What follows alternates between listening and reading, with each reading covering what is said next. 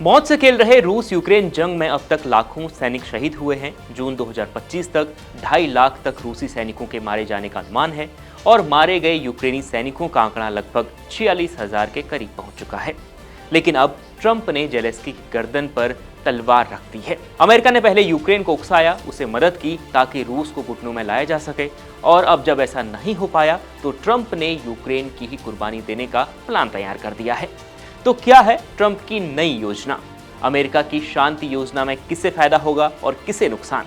क्या दोनों देश इस प्रस्ताव को मानने के लिए तैयार हैं? आइए पूरी बात आपको इस वीडियो में बताते हैं। नमस्ते, आप इंटरनेशनल खबरों से जुड़ा हुआ शो दुनिया दरबार देख रहे हैं और मैं आपके साथ हूं नरेश कोशियारी।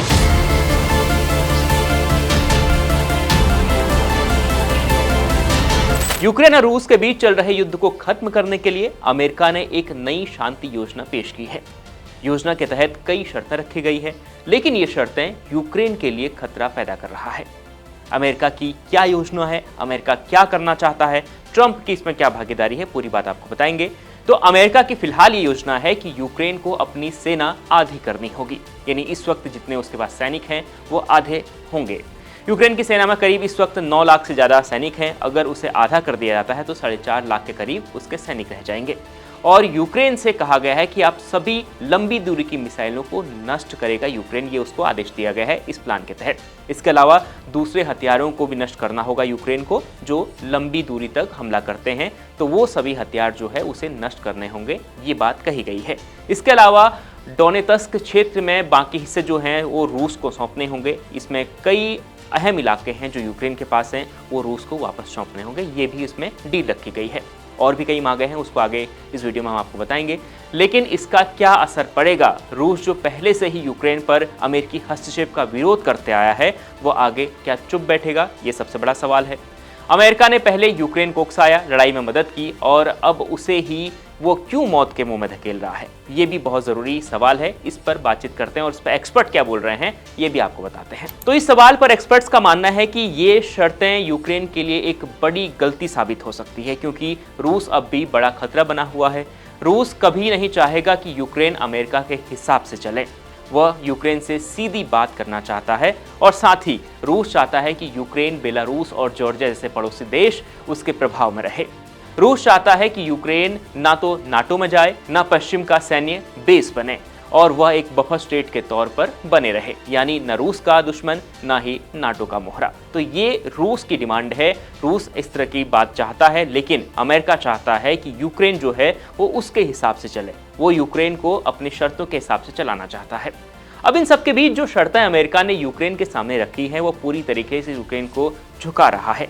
एक्सपर्ट ये भी कह रहे हैं कि इन शर्तों को मानने का मतलब है कि यूक्रेन ने जो अब तक जंग लड़ी वो सब कुछ बेकार हो जाएगी। ऐसा करना था तो पहले ही रूस से बात हो सकती थी, इस प्रकार की बात कही जा रही है। लेकिन अब यूक्रेन आगे क्या कहेगा? यूक्रेन के सामने क्या मजबूरी है और यूक्रेन क्या करने वाला है, ये भी आपको बताएंगे। अमेरिका ने जो बाकी शर्तें रखी हैं वो क्या हैं, पहले आप ये जानिए। तो यूक्रेन पर उस पर क्या असर पड़ेगा, ये भी आगे हम आपको बता रहे हैं। और ये जो पीस प्लान है, क्या ये सफल हो पाएगा या नहीं, ये भी सबसे अहम सवाल है। तो ट्रंप और अमेरिका के इस पीस प्लान में आगे कहा गया है कि यूक्रेन को रूसी भाषा को आधिकारिक मान्यता देनी पड़ेगी अपने देश में राज्य भाषा के तौर पर, क्योंकि यूक्रेन में यूक्रेनी भाषा मुख्य भाषा है और वहां पर रूसी बोलने वाले अधिकांश लोग हैं, बहुत सारे लोग हैं जो रूसी बोलते हैं। इसलिए अमेरिका चाहता है कि रूसी भाषा को वहां मान्यता दी जाए। इसके अलावा रूसी ऑर्थोडॉक्स चर्च को यूक्रेन में आधिकारिक दर्जा देना, यह भी इस पीस प्लान में है। और यह जो चर्च है ये रूस से जुड़ा हुआ है, इस पर भाषा का भी कई विवाद पहले से चला आ रहा है। इसके अलावा रूस को लुहानस्क और दानेत्स्क पर पूरा नियंत्रण देना होगा यूक्रेन को, ये भी शर्त रखी गई है। टोटल मिलाकर 28 शर्तें इस पीस प्लान में रखी गई हैं। अब यूक्रेन मानेगा या नहीं मानेगा, ये कुछ दिनों में पता चलेगा। अब इस पर यूक्रेन के अधिकारी क्या कह रहे हैं, ये सबसे अहम सवाल है। यूक्रेन के अधिकारियों क्या कहना है? जेलेंस्की साहब तो अभी फिलहाल उन्होंने कुछ इस पर बयान नहीं दिया है, लेकिन यूक्रेन के अधिकारी कह रहे हैं कि इसके बदले में अमेरिका उसे सुरक्षा की गारंटी देगा। ये बातचीत हो रही है, लेकिन ये गारंटी किस रूप में होगी ये अभी तस्वीर साफ नहीं है।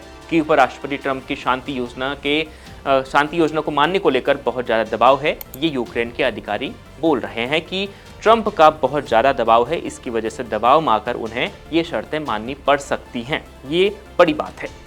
रूस की सेना में अब भी 14 से 15 लाख सैनिक हैं। हालांकि उसके 2.5 लाख के करीब सैनिक मारे जा चुके हैं, फिर भी उसके पास अभी यूक्रेन से 3 गुनी ज़्यादा सेना है।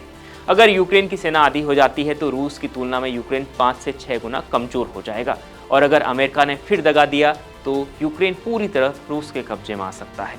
और यही दुनिया में डर बना हुआ है, तभी इसको लोग कह रहे हैं, एक्सपर्ट कह रहे हैं कि ये कदम यूक्रेन के लिए खतरा पैदा कर सकता है। अब आपकी इस पर क्या राय है, कमेंट कर जरूर बताएं, और देश दुनिया की तमाम खबरों के लिए देखते रहें इंडिया डॉट कॉम।